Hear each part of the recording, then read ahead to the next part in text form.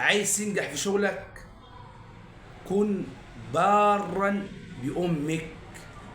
والله العظيم ما هتنجح، ولا ربنا هيرفعك راية إلا لو أمك راضية عليك. أنت مزعل أمك يبقى روح راضيها، ولو أنت أمك راضية عنك تزود، ربنا هيديك أكتر. اوعى تفضل حد على أمك، اوعى تقول أصل وفصل وتفضل حد على أمك.